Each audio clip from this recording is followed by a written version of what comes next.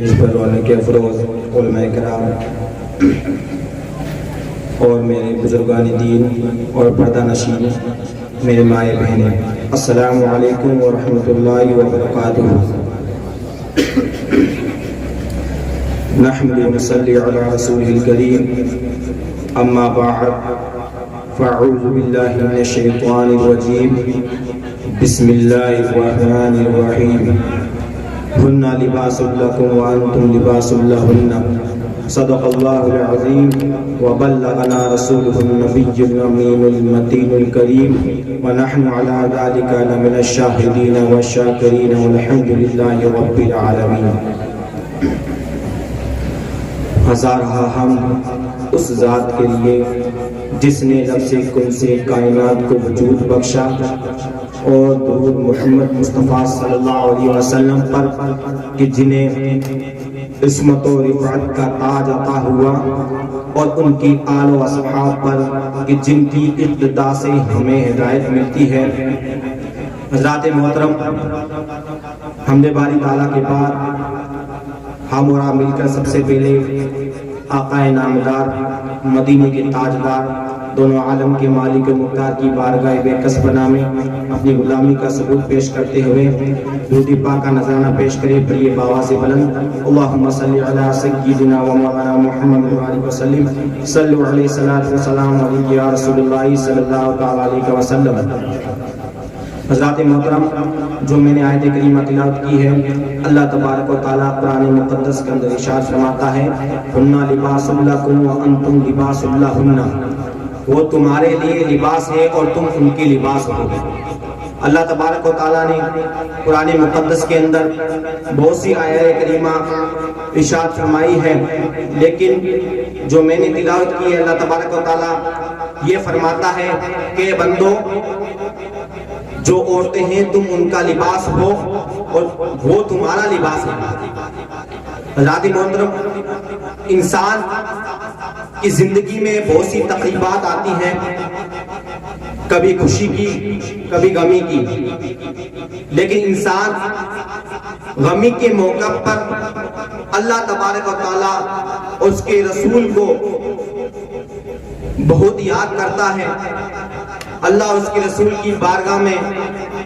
قرآن مقدس درود پاک کا ورد کرتا ہے، لیکن جب وہی تقریب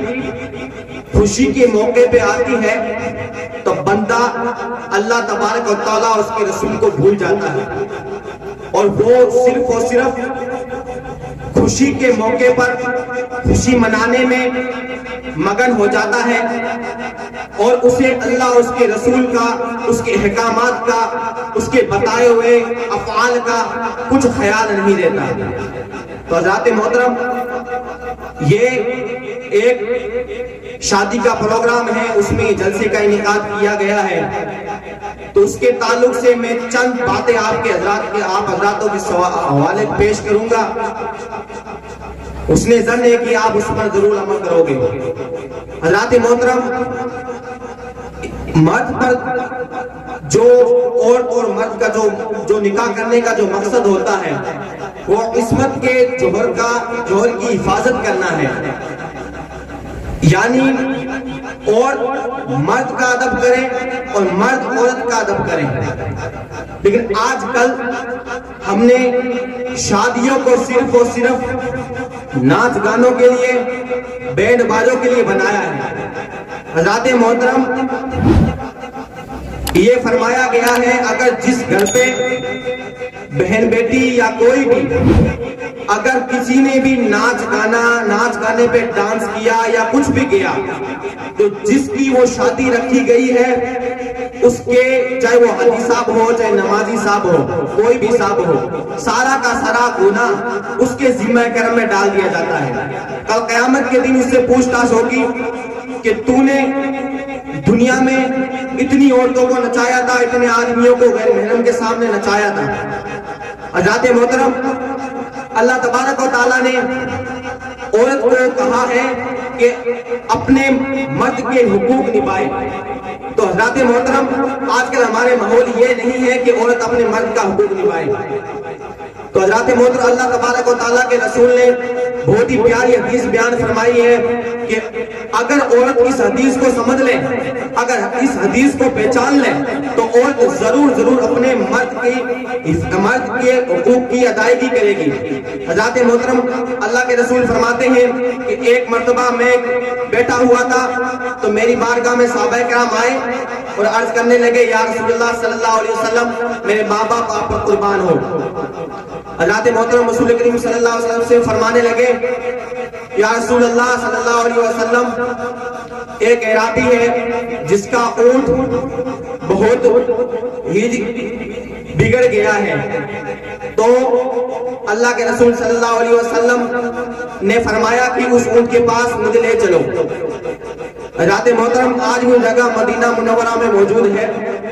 وہاں پہ حضور کریم صلی اللہ علیہ وسلم کو لے جایا گیا تو آپ صلی اللہ علیہ وسلم سے یہ فرمایا گیا کہ ایک اللہ کے رسول اونٹ بگڑا ہوا ہے، کاٹتا ہے اور کھا جاتا ہے۔ تو اللہ کے رسول صلی اللہ علیہ وسلم نے پرواہ کیے بغیر آپ رسول کریم صلی اللہ علیہ وسلم اس اونٹ کے پاس جاتے ہیں تو اونٹ آپ کو سجدہ ریز ہو جاتا ہے۔ جب سجدہ ریز ہو جاتا ہے تو صحابہ کرام یہ جب ماجرا دیکھتے ہیں تو عرض کرتے ہیں، یا رسول اللہ صلی اللہ علیہ وسلم، یہ تو جانور ہے، یہ تو اونٹ ہے۔ وہ اونٹ اور جانور آپ کو جب سجدہ کر رہا ہے تو ہمیں تو سب سے پہلے آپ کو سجدہ کرنا چاہیے۔ حضرات محترم، اللہ کے رسول صلی اللہ علیہ وسلم نے جب یہ بات سنی، اللہ کے رسول صلی اللہ علیہ وسلم نے ارشاد فرمایا کہ یہ تو جانور ہے جو مجھے سجدہ کیا ہے اور تم کو سجدہ کرنے کی اجازت نہیں ہے، اللہ تبارک و تعالیٰ کے علاوہ کسی کو سجدہ کرنے کی اجازت نہیں ہے۔ حضرات محترم، جب اللہ کے رسول صلی اللہ علیہ وسلم نے صحابہ کرام سے فرمایا اگر کسی کو سجدہ کرنے کی اجازت ہوتی، اگر کسی مرد کو سجدہ کرنے کی اجازت ہوتی تو میں سب سے پہلے عورت کو حکم دیتا کہ وہ اپنے مرد کو سجدہ کرے۔ تو حضرات محترم، اس سے یہ پتہ چلتا ہے کہ مرد کی کتنی عظمت ہے، مرد کے حقوق کیا ہے، عورت مرد کے حقوق کو کیسے نبھائے۔ اس حدیث سے پتہ چلتا ہے کہ اللہ تبارک و تعالیٰ نے اللہ تبارک و تعالیٰ کے رسول نے ارشاد فرمایا کہ اگر سجدہ کرنے کی اجازت ہوتی تو میں سب سے پہلے عورتوں کو یہ حکم دیتا کہ وہ اپنے مردوں کو سجدہ کریں اور اپنے مردوں کو سجدہ کریں۔ تو حضرات محترم، کہنے کا مقصد یہ ہے کہ اللہ تبارک و تعالیٰ نے جو نکاح، یہ جو الفاظ ہے، اللہ تبارک و تعالیٰ نے فرمایا النکاح من سنتی، یعنی نکاح میری سنت سے ہے، نکاح میرے لیے ہے۔ حضرات محترم، جب بندہ نکاح کرتا ہے، شریعت کی پابندی سے جب بندہ نکاح کرتا ہے تو اس کے بدن سے غوث اعظم کے غلام پیدا ہوتے ہیں، مفتی اشفاق حسین کے غلام پیدا ہوتے ہیں، مفتی اشفاق حسین کے غلام پیدا ہوتے ہیں، امام حسین کے غلام پیدا ہوتے ہیں۔ جب وہ بندہ شریعت کے علاوہ شریعت کی خلاف ورزی کر جب شادی کرتا ہے تو حقیقت کوئی نبی کریم صلی اللہ علیہ وسلم کا غلام تو پیدا نہیں ہوتا، بلکہ کوئی اشرف علی تھانوی پیدا ہوتا ہے، کوئی گستاخ رسول پیدا ہوتا ہے، کوئی منافق پیدا ہوتا ہے، کوئی رافضی پیدا ہوتا ہے۔ حضرات محترم، اگر اللہ تبارک و تعالیٰ کے بتائے ہوئے احکامات پر، شریعت پر عمل کر اگر کوئی بندہ نکاح پڑھتا ہے، شادی کرتا ہے تو ضرور نہ ضرور ایک ایسا لڑکا یا ایسی لڑکی پیدا ہوتی ہے جو عالم بنتی ہے، جو معلمہ بنتی ہے۔ حضرات محترم، میں تو چند باتیں آپ کے سامنے عرض کرنے تھی۔ اللہ تبارک و تعالیٰ میری اس گفتگو کو آپ کی بارگاہ میں قبول و مقبول فرمائے۔